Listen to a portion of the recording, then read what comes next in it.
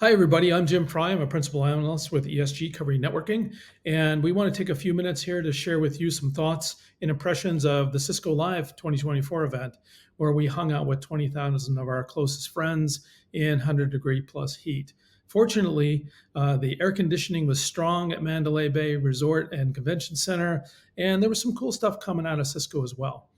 So joining me today is John Brown. John, you want to say hello?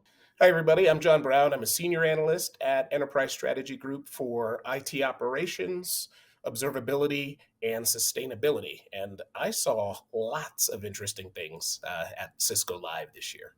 So my area is networking, and I'll start off with a few things that we heard. There wasn't, first of all, a lot about networking. A lot of what Cisco was talking about here was everything else that surrounds networking. And there were little bits and pieces of networking mixed in there, but they spent time talking about their AI strategy, about what's up with the Splunk acquisition. They talked about really a big emphasis on some of the surrounding technologies for managing, like Thousand Eyes, and they talked about their focus on customers and their customer experience, across the sort of program in a bunch of different ways. So, John, why don't you start with some of the things you heard, and then I'll talk about what I heard.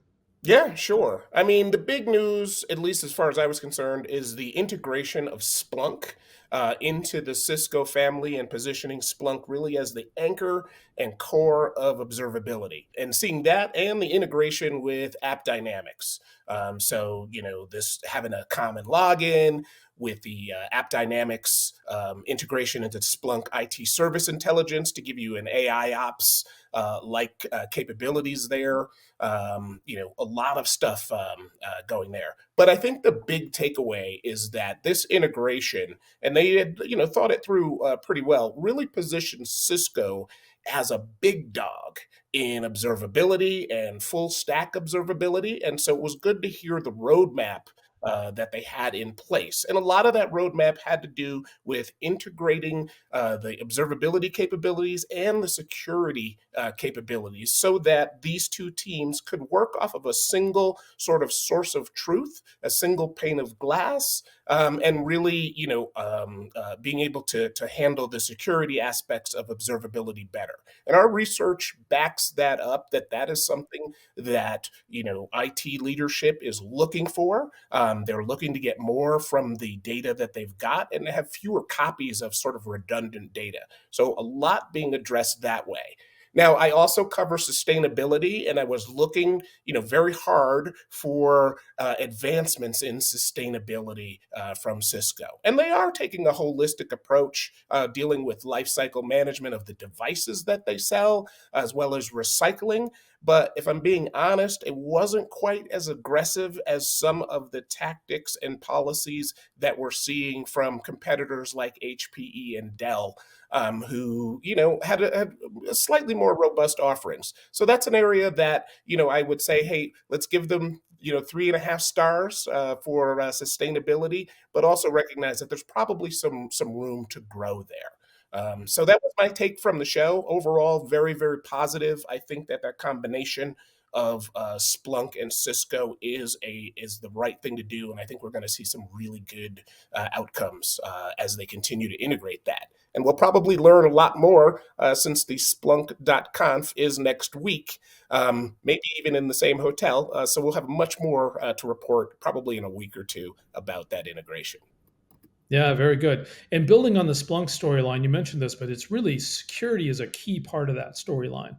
They've put Splunk sort of at the middle of their security solution suite, and it's going to be the platform where they bring data all the data together, and that's going to allow them to be much more holistic and much more complete in the way they do their security solutions, and opens the door, as you mentioned, for the integration and sort of convergence of observability and security.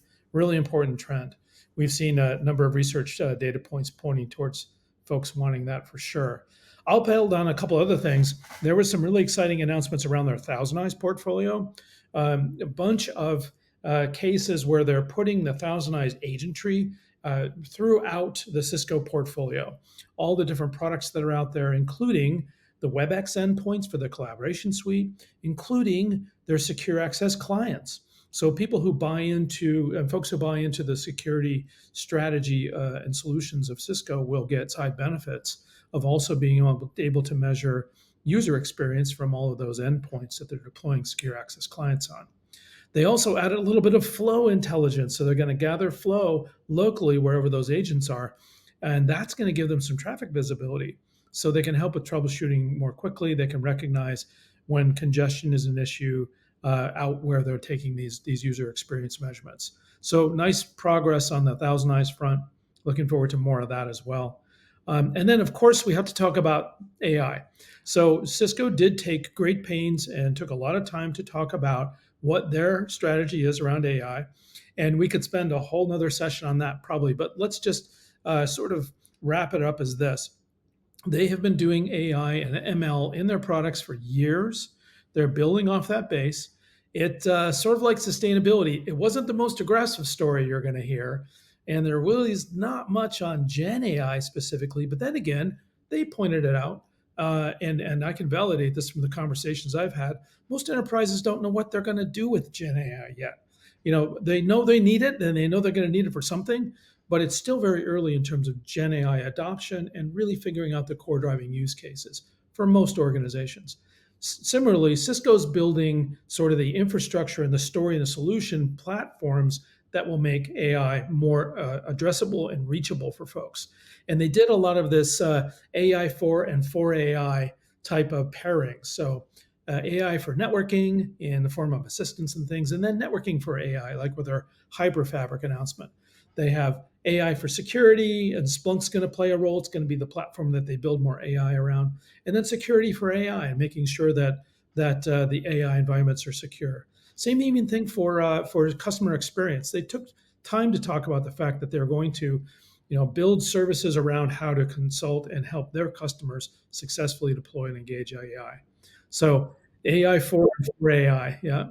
If I could jump in, I did get to see something that was incredibly cool coming out of their Skunkworks division out of Outshift. So they do have something under development called Motific, which is sort of an enabler to allow you to build your own sort of personal AI driven applications and sub applications so that you can, have hundreds or thousands of sort of custom built AI small task applications, and that looked pretty promising. The user interface they put around that, and the ability to deploy those things, but still have the safeguards around them to enforce your corporate policies. If you're interested in that, definitely take a look at what they're doing with Motific, because I think that was super interesting. It's a small project, but it looks like it's got a lot of promise. So I hope that gives you some idea. There was lots of other things to talk about, and you'll see that in our blogs and our follow-on news from Tech Target. But hopefully that helps you understand what happened at Cisco Live. Thanks for watching.